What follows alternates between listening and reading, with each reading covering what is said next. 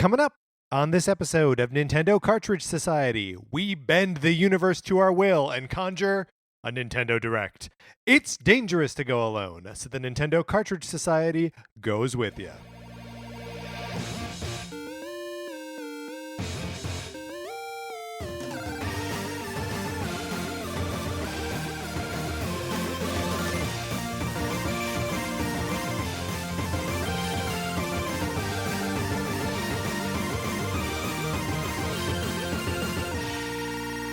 Welcome to Nintendo Cartridge Society. My name is Patrick Ellers. I am joined, as always, by my co-host, Mark Mitchell. Mark, how are you? I'm feeling fantastic. It would be hard to be feeling anything other than fantastic when we were able to do the impossible. We trusted the internet with our fate.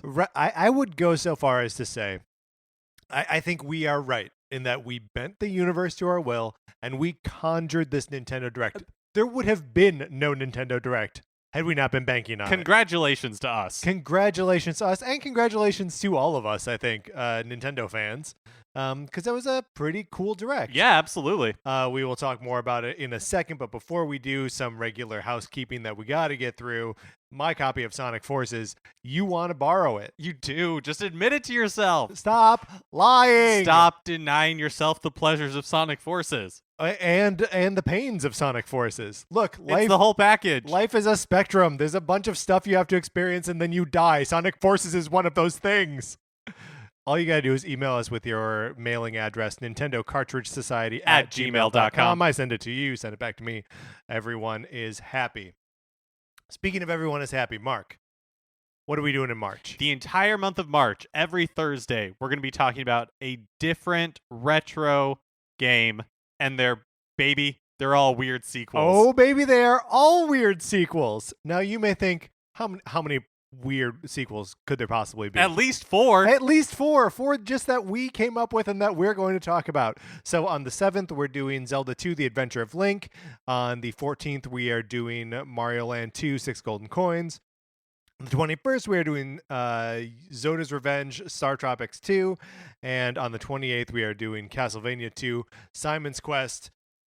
You should play along with us. As best you can, yeah. Some of these are, when I say some of these, just one of these is very hard to get a hold of. Star Tropics 2, it's not on any of the normal eShops. Might as well not even exist. It may as well not even exist, but Mark and I will talk about it.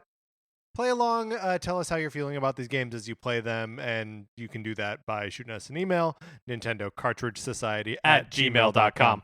All right, Mark, obviously we've got a big Direct to talk about. We also, last week we did a conversation where we ranked the Donkey Kong Animal Buddies. We've got some feedback from that, so let's get into that first.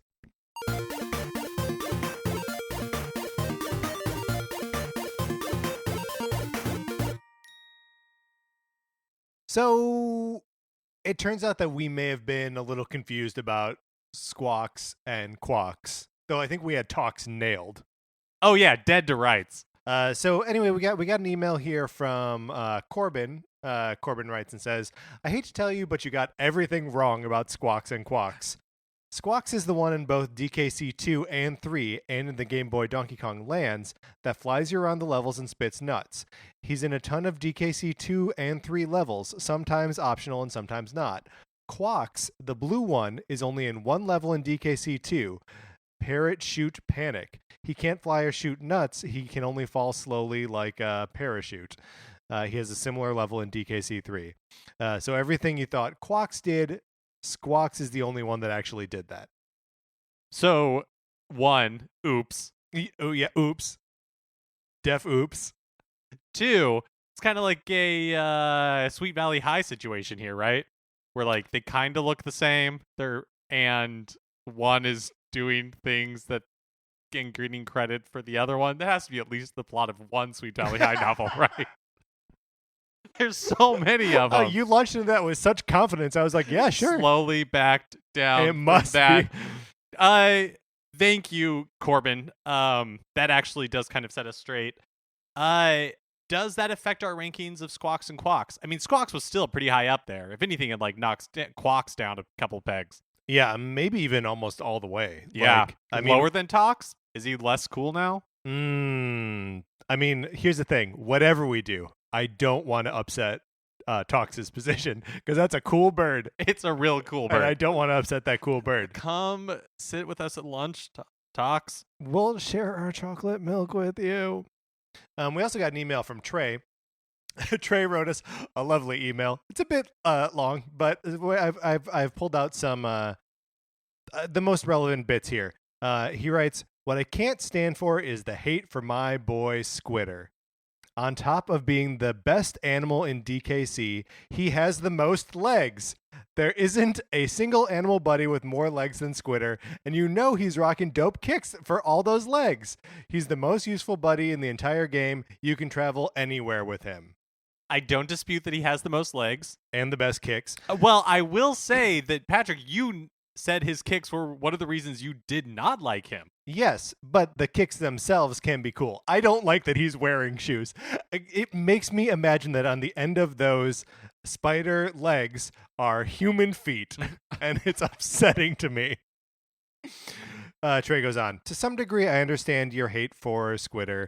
His name is ridiculous, and he only rarely shows up when you need him. But you know who shows up every time you can imagine hopping around the level to victory? My boy, the Buck-2 snake, Ratley.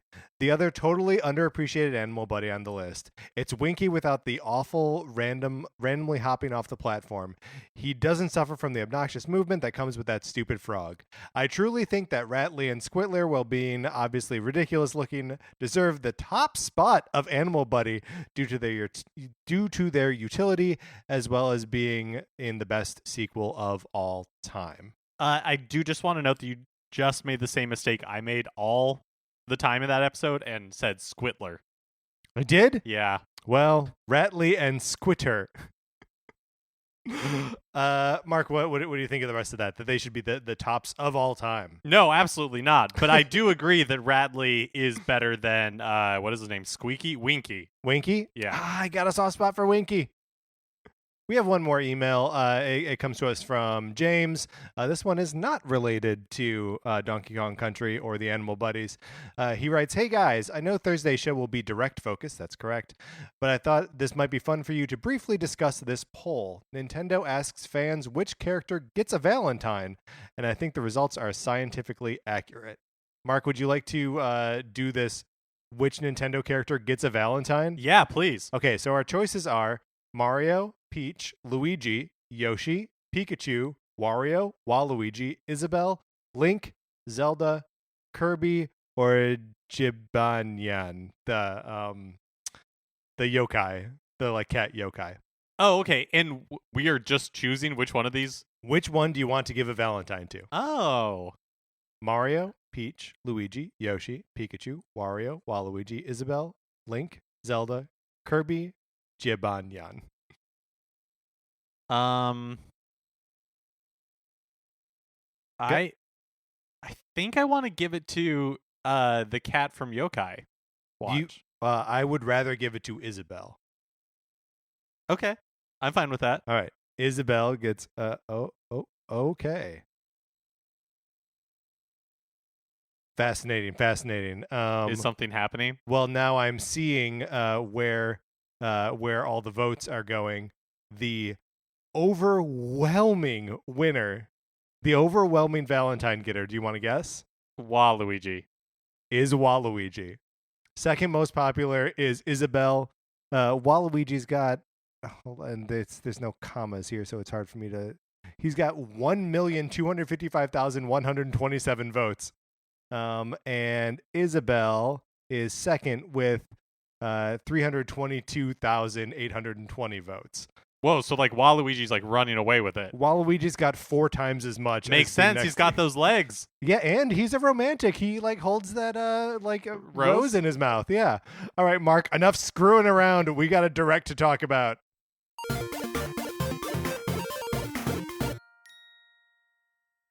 Wow. Jam-packed with stuff.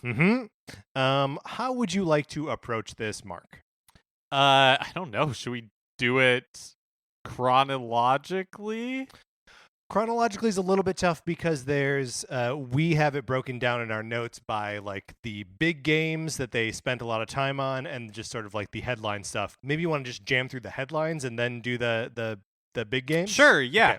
Oh, I guess first, what are your overall impressions of this direct? I thought this was a great direct. I thought there were maybe a dozen games in it that I was excited about and or am going to play. Yeah, I think we'll probably talk about it more at the end when we kind of wrap up our feelings on the whole thing. But from June on, Nintendo's 2019 seems crazy. And this is without knowing anything about Luigi's Mansion. This is without knowing anything about Animal Crossing. Animal Crossing or Pokemon. Like, and of course assuming that nothing else gets announced for this year, which while not impossible, seems unlikely. the borderline seems unnecessary, right? Like 2019 for Nintendo looks good. We'll start with just the regular headlines. First up was the Marvel Ultimate Alliance 3, The Black Order. They kind of dug into it a little bit further. I don't really know that we got any meaningful details out of that, other than it's going to come out in summer of this year. Supports local and online multiplayer, and they just showed off, more of the characters. Mark, will you be able to play as Captain Marvel in this game? Yes. Mark, will you be able to play as Lockjaw, the Inhumans giant dog? Presumably. He's in the game. Yeah, we didn't really, like you were saying, we didn't see a ton of detail. To me, it just looks like what I remember the other two Marvel Ultimate Alliance games being. Absolutely. So, cool. I'm down for that. Yeah, cool. I'm down for that is my reaction to a lot of these. Next headline is Box Boy plus Box Girl. Yes, please. Thank you. Yes, the Box Boy series is coming to Nintendo Switch with local co-op and 270 stages. It's out in April 26th. It looks awesome. Yeah, I'm really excited for this. I played the most recent Bye Bye Box Boy, I think it was called. Bye Bye Box Boy. For the 3DS. And when I was watching this, I was like, oh, this looks like a great game for me to play with my husband, because he doesn't play a lot of games, but he really likes snipper clips. And Yes. I feel like this has the same sort of like, let's solve a puzzle together with these cute little like character type feel. Yeah, and that they don't it's not, your ability to play the game isn't predicated on your ability to play video games. It's based on your ability to like think about shapes and like problem solve with like simple tool sets. Yeah, I'm very excited. I'm gonna make Sarah play this game with me. It's going to be fun. Next up, they hit the Smash Spring update. That's right. 3.0 is coming sometime this spring. And they also say that Joker is coming as part of this is Joker from Persona 5 in the character pack number 1. And so they didn't necessarily tie those two together in time. Yeah. But I kind of suspect that they will drop at the same time, right? Kind of like they did with Piranha Plant. Yeah. 2.0 coincide. The release of 2.0 coincided with the release of Piranha Plant. But yeah, they say that Joker will be available by the end of April. Yeah, before the end of April. They also said as part of the spring update, like, who knows, or like, what stuff are we adding? You'll find out later. So it implies that they are adding more than just like the character and whatever Mii fighter costumes and a stage. Like, there might be more game modes or other tweaks to whatever. Yeah, and I know I said this before 2.0 release, but Smash World is still out there somewhere. Oh yeah, Smash World. World. Nintendo Switch Online phone app equivalent of like a Splatnet type thing. Yeah, that's more focused on like video sharing. Literally every second that you are not talking about it, I forget that it exists. They mentioned it once, and we're just like, it's coming in 2019. I was kind of surprised that Joker is coming at the end of April for whatever reason, based on zero information. I thought that maybe like the DLCs would be paced a little bit further apart. Although I guess this is 3 months from Piranha Plant. From Piranha Plant. But, and almost 5 from the release of the game. So. Yeah, so I guess it's not that quick. And they said that there would be 5 characters total, right? Right. So it would still take over a year if they space it out by 3 months. And then we also got a look at the upcoming amiibo. They showed off Snake, Simon, Belmont, Squirtle, the Pokemon Trainer, and Ivysaur. They all look good. No specific dates on those, but they look good. Next thing that we saw, updates for Captain Toad Treasure Tracker. This was kind of a surprise to me. It was a big surprise to me. It seems like it is in line with what we've heard, that like Nintendo's interested in giving more content for the software that's already out there. They know that people are excited about the games that they're already playing, and here's more reasons to go back to them, and in some cases spend more money on them. So there's a free update that is available right now. It adds co-op to the game, so you can run around as two different Captains Toad. Yeah, every mission in the game can now be played with co-op. Yep.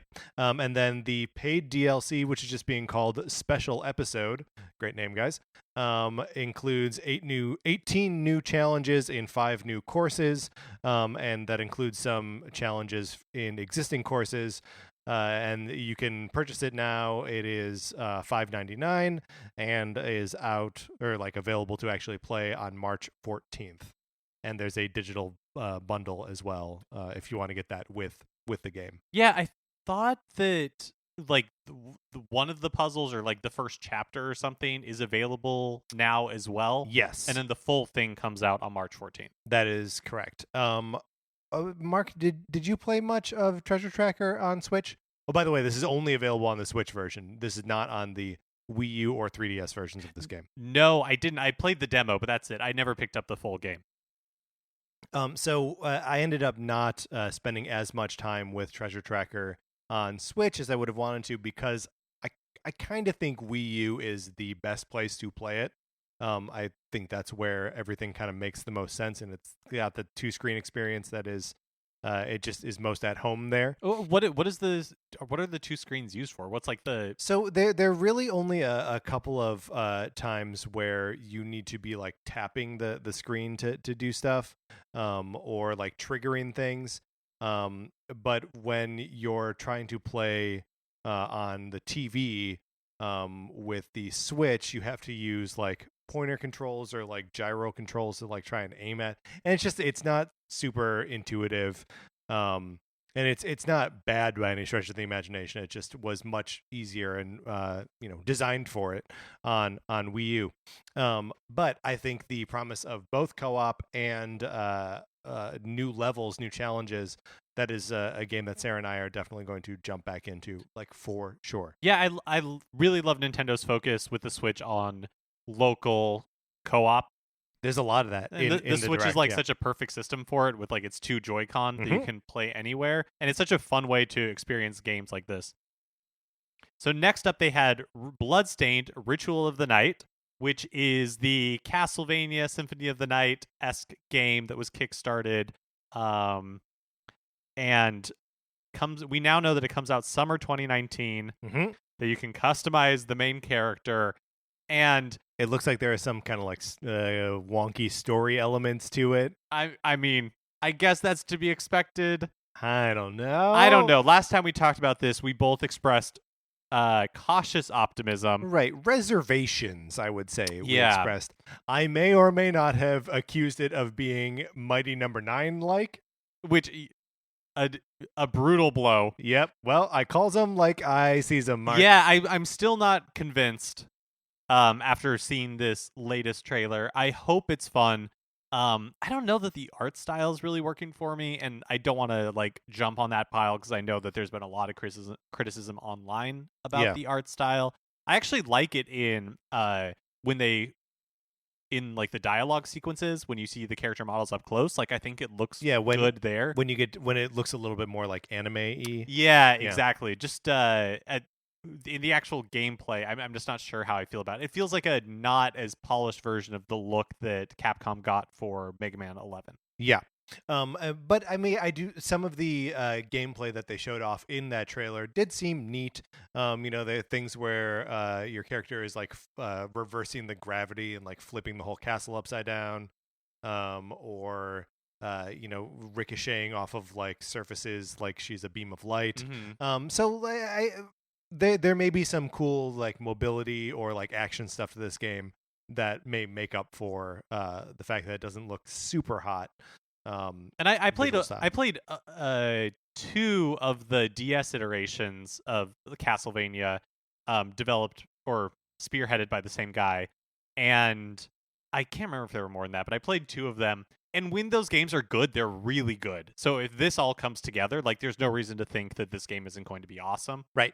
And it's been in development for a while. So next up is Dragon Quest Builders 2, the sequel to Dragon Quest Builders. I commented to Mark as we were watching it this evening that the modern Dragon Quest games look adorable. Yeah, they've translated to 3D surprisingly well. They just look so cute. Anyway, this game is out July 12th, 2019.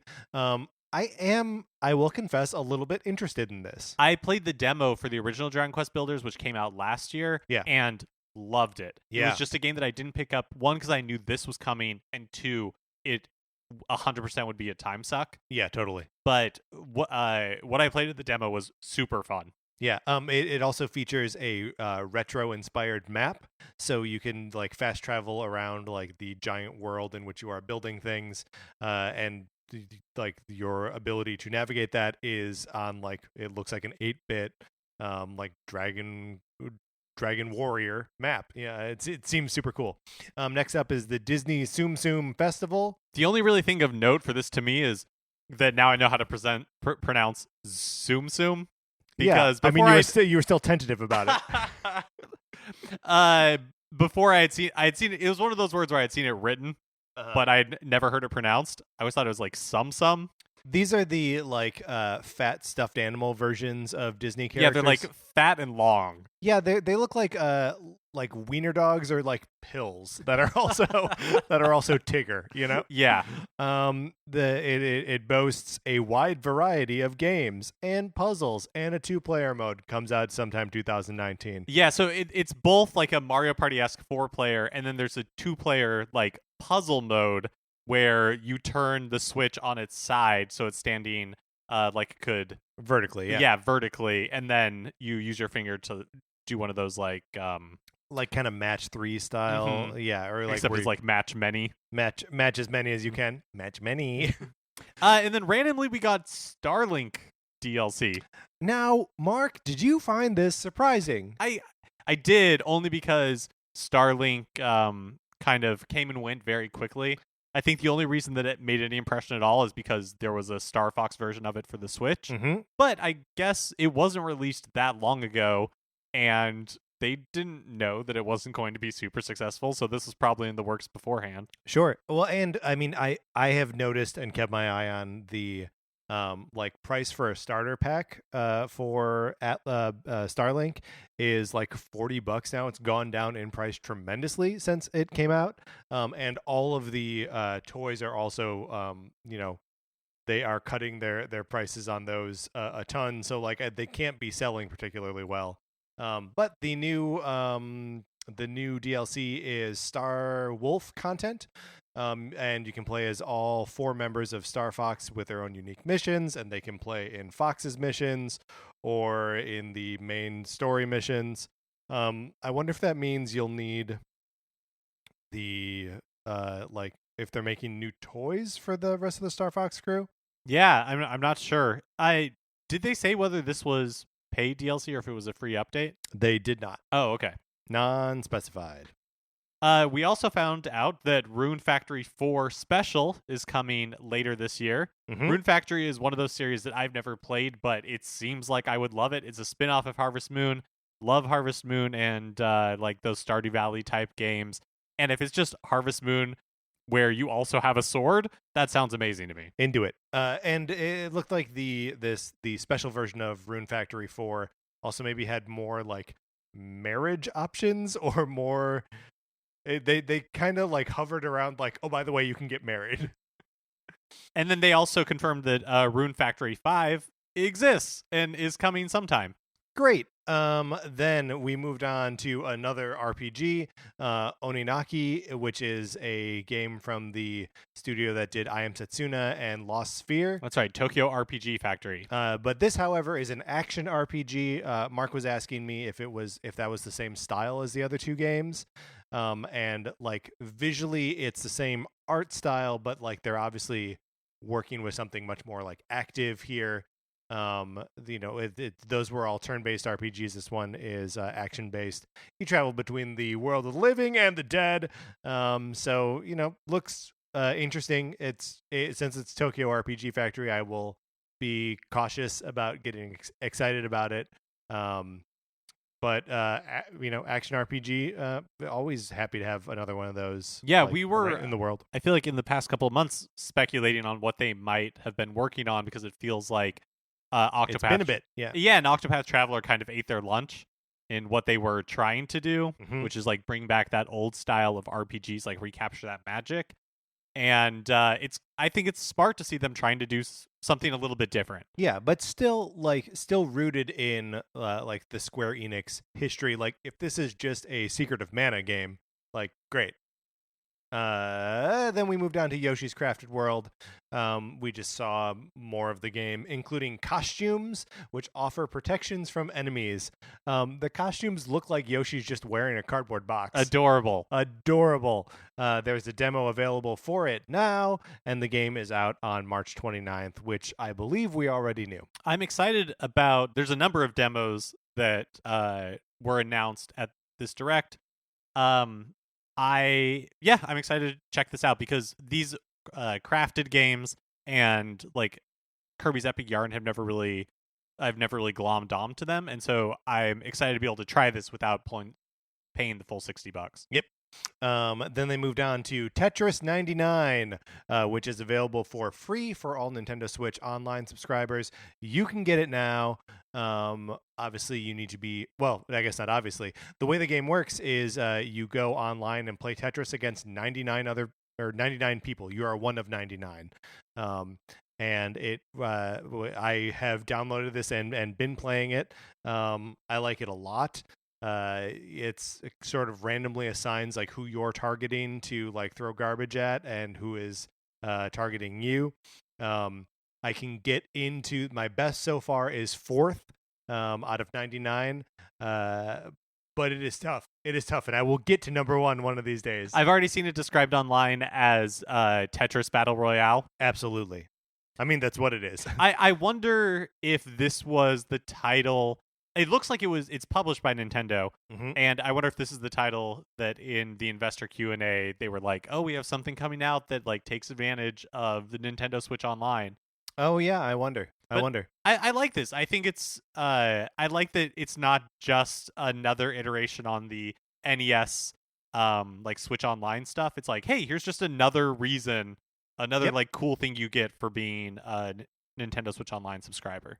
And I mean, as far as like that is concerned, like this is a very good feature of the Nintendo Switch Online. Like play Tetris whenever you want against as many people as you can possibly imagine.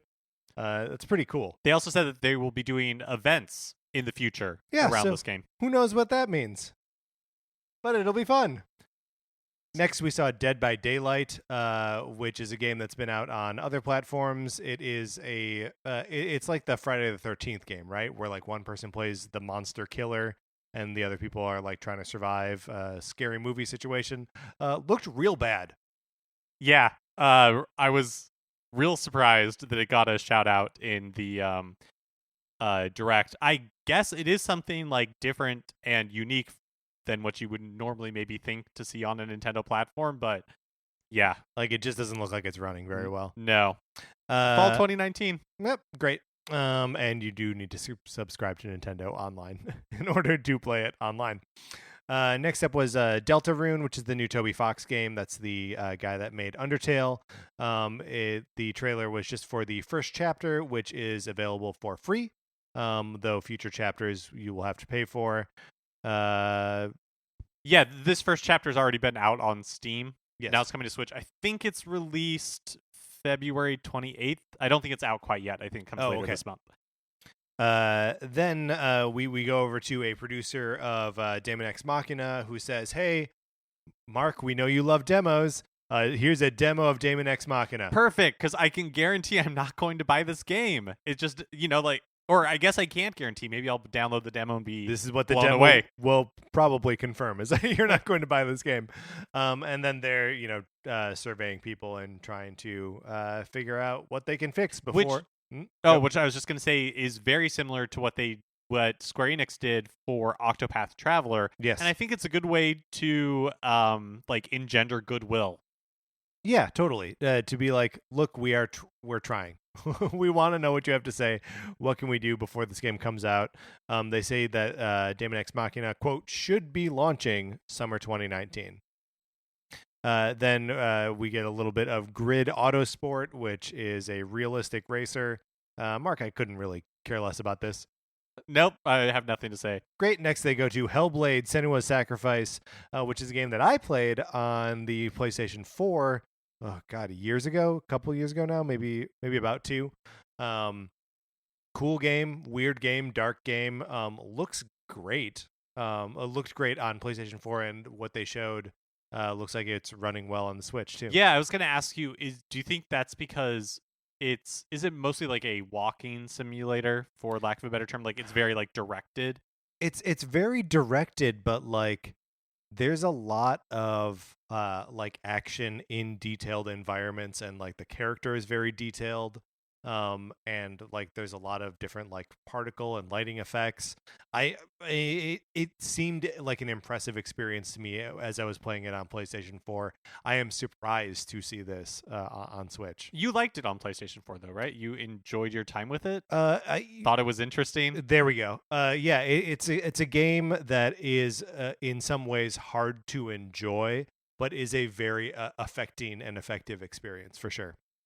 Totally recommended. If you can play it on another platform, if you can play it on PlayStation 4, do that. And do it with like headphones and in the dark, and then be prepared to feel bad and be scared for like 8 hours. But it's great. Then they're like, hey, a bunch of other games are coming to Nintendo Switch. Mortal Kombat 11, April 23rd. Unraveled 2, which features 2-player co-op on March 22nd. And Assassin's Creed 3 Remastered on May 21st. Assassin's Creed 3 includes Assassin's Creed Liberation and all the DLC for it. Liberation was the Vita game that came out around the same time, maybe? Yeah, I think it came out like concurrently. I played that game. It came with my Vita because I had one of those white Vitas that I guess they were like, Assassin's Creed, they wear white hoods, so let's sell a white Vita. And like I found a good bundle or a good price on that. And so I had a different looking Vita until I was like, wait a minute, I don't play this thing. Vita, of course, means life. Right. But it also means death. And then the last little chunk here of just like headlines, and then we'll move on to the big things, I promise. Final Fantasy games got release dates. Final Fantasy VII is coming out on March 26th. Chocobo Mystery Dungeon Everybody is coming out on March 20th. And Final Fantasy IX is out today. And it sounds like Final Fantasy IX is like the version that is just out there now, which is like the mobile version that's also on PC, like that sort of.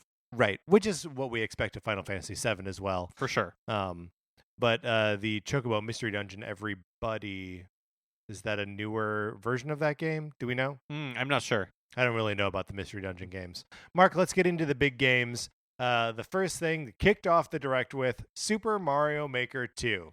This trailer was really funny to me because the thing they really emphasized wordlessly is there are slopes as far as the eye can see. That's right. One of the big complaints about the original Super Mario Maker is that you cannot do a sloped surface. No hills? How are you supposed to slide into stuff?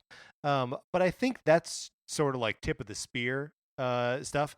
The customization options in this new version of the game seem pretty exhaustive. Like, they pulled up a bunch of different like tool wheels, so we could also get a look at like the interface. The first one is so touch based in its creation tools that they obviously needed to invent a new way for you to navigate that. But in seeing those tools, it seems like anything that you've seen in a Mario game, you will be able to recreate in Mario Maker, in Super Mario Maker 2. They also showed off that there is another set of skins in this. The original just had original Super Mario Brothers, Super Mario Brothers 3, Super Mario World, and the new aesthetic, and you could switch between all of those. This one adds Super Mario 3D World, Kitties. which means you can get bells and kitties. But it's strange to see a game that is a 3D game in like 2D space, but it looks pretty good and pretty exciting. It's also not that far away. They said it's coming in June 2019. Which makes this I'm very excited for this. Will love to get more information about how level sharing is done, if there's any sort of like campaign editor, can I string worlds together, all of that kind of stuff. Friend of the show and friend June brought up that the next one should be a 3D Mario Maker, because of course then it would be Mario Maker 3. Oh, sure. So Super Mario Maker, Super Mario Maker 2, Super Mario Maker 3D. That would be so hard to make your own 3D game. But that's what I said. And as like he also brought up, we're not game developers. That's Nintendo's job, I guess. Yeah. I mean, whatever. I'll play it. The next big item that we saw was Dragon Quest XI S Definitive Edition. Yes. So this is the confirmation that the Switch version is coming to the West this fall, and I'm so excited for this game, and I'm very glad I waited for the Switch version. Me too. They are.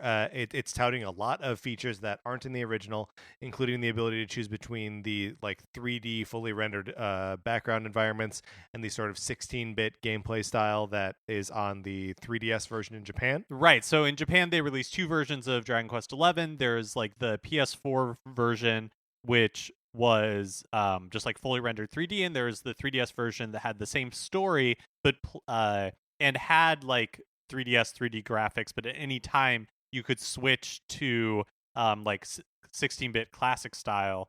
Yeah. And this is the first time I think that we've gotten confirmation that the Switch version will allow you to switch between the two. Speaking of being able to switch between the two, they also were saying that this is the first time it has a fully orchestrated score. But if you want to switch back to the original music, you can do that on the fly. Another thing you can switch is between the English and Japanese voice acting, and that the S version has new stories that feature each of the main cast members. Seems like this is going to be like the way to play Dragon Quest XI. Yeah, it seems it was aptly named the Definitive Edition. I mentioned while we were watching it that this is sort of a Square Enix direct. And one of the five main games that are featured here is a Square Enix game. It seems like they are, they have said as much in the past, but they are committed to putting games on Switch. A lot of RPGs. Including Fire Emblem's Three Houses, which we now know more about and have a release date. Right. Not a Square Enix game, but yes, is out July 26th, and not this spring as they originally told us. Which is even when the game was first revealed, it had a nebulous 2018 date. That's right. So it's been a long time coming, but it's almost finally here. So this is kind of a funny trailer, right? Because it is one of those where Nintendo starts explaining. Yeah, you ever like at a party with you're at a party, right? And you get locked in a conversation with someone and no one knows how to talk at parties, right? Like it's tough. And you prompt someone with something that like they're interested in and they start talking and you're like, "Oh, we're going way deeper into this than I thought we were going to." And I'm lost and I'm trapped and right. I can't get out of here. So I just had to like nod and go, "Ah, cool." That's kind of what this trailer was. Classic Nintendo overshare. It reminded me so much of the Xenoblade Chronicles 2 trailer that we got in one of these directs, where it's like, okay, everybody, for the next 10 minutes, I'm going to tell you everything I know about the world of Xenoblade Chronicles 2. And it's way too much information. Yeah. That said, I'm there for it. The lore for this game seems really cool, seems really involved, and has that sort of that Fire Emblem quality where like if you weren't playing the game, you'd be like, well, why what? But actually playing it, you're like, oh, it's very nice to understand like the relationships between these various kingdoms and these families and blah blah blah blah. So in Three Houses, you take the role of a mercenary who becomes a teacher, who has to take on as a ward one of three members of these ancient houses, and do Fire Emblem stuff with them, train them in battle and magic and whatever. You like align yourself with one of the three houses led by Edelgard. Sure. Good try. And Dimitri and Claude. Yeah, Mark and I have agreed that Claude is the hot one. Yeah, absolutely. He's the one that has the like Padawan braid type thing going on, like Anakin in Clone Attack of the Clones. That's right. Probably in the Clone Wars too, right? Yeah, He's probably Padawan for most of that. Mm-hmm. And at the end of the Phantom Menace. There you go. Anyway, the game looks cool. I don't really know what else to say about it. And next up was Astral Chain. Boy, this looks incomprehensible. Yep. So this is Platinum's new game. It is an action game because it's Platinum. It's in some kind of are you cops in the dragon future? I don't know what this is. It's like future Tokyo, where cyber dragons are captured by your Tron discs that you have on your arms. I want to see a future Tokyo that's just like back to basics. You know what I mean? The future is green.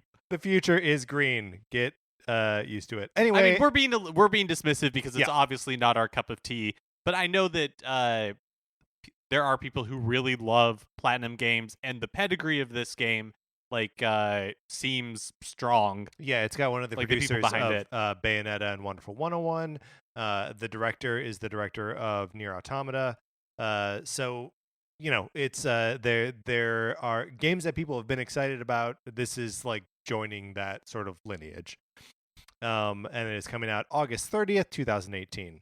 And then finally, we got a teaser for The Legend of Zelda Link's Awakening remake, also coming 2019.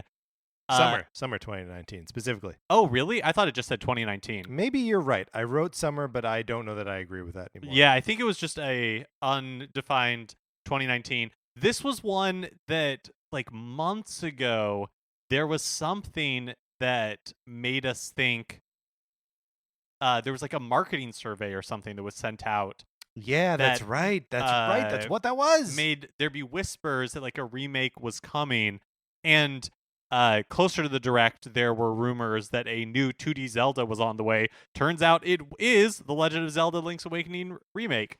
So the art style here looks an awful lot like those old Rankin and Bass Christmas specials. So, yeah, like Rudolph and the Island of Misfit Toys, or like Young Santa. Or I can't remember what did you call it? I think the special's called Santa Claus is Coming to Town, but Link basically looks like the young version of Kris Kringle. Yep. And everything looks like shiny, and everything looks very like real and tactile. To me, it feels like a mix between the Rankin Bass stuff, like Yoshi's Crafted World, and A Link Between Worlds. Yeah, like put all three of those art styles together in a blender, hit puree, and you come out with this.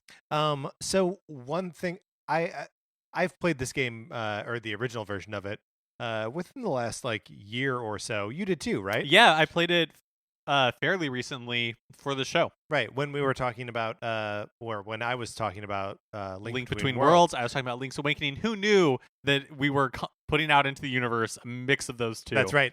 And it looks to me like the locations that they showed off in the game are like tile for tile an exact remake of what we saw in the original Game Boy and Game Boy Color version of this thing. I'm expecting there to be some differences, like Me too. some elaborations on it, but yes, absolutely.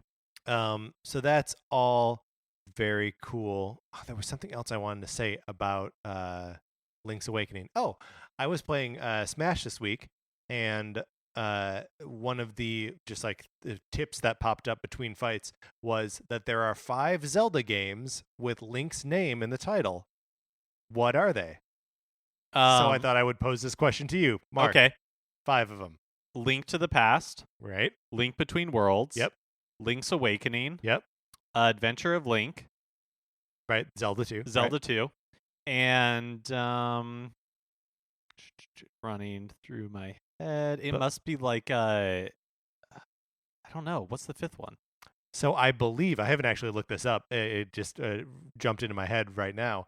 I believe it is Link's crossbow training. Boo! I guess technically true, but I'm angry about it. Mark, don't be angry. Technically true is the worst kind. But it is the kind that we cling to. We strive to be. All right, so that is the direct. Mark, let's close out this part of the discussion.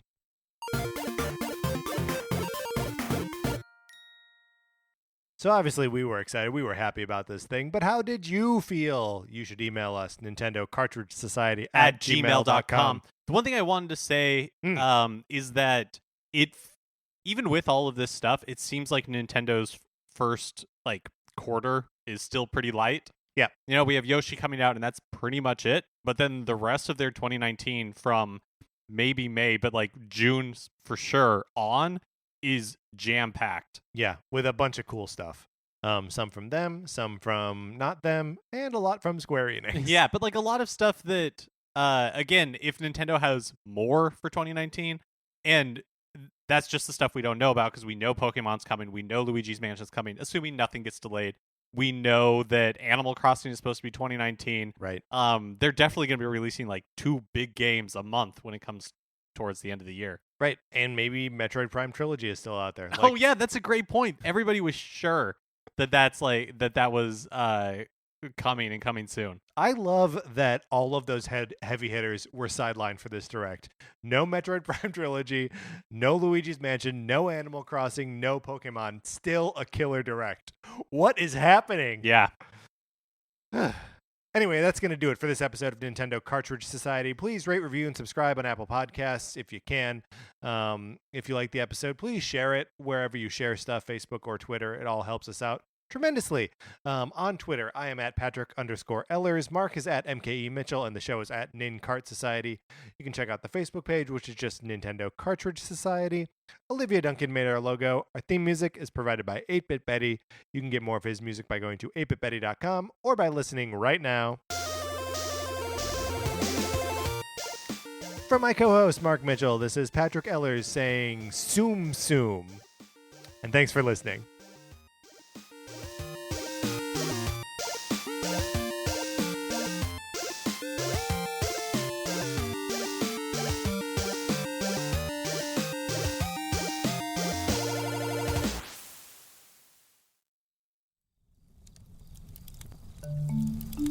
Campfire.